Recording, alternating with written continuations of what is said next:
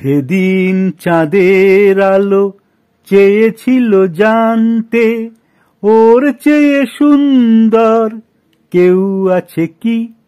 আমি তোমার কথা বলেছি, আমি তোমার কথা বলেছি।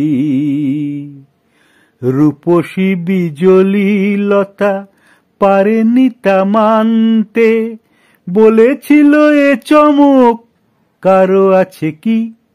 আমি তোমার কথা বলেছি, আমি তোমার কথা বলেছি।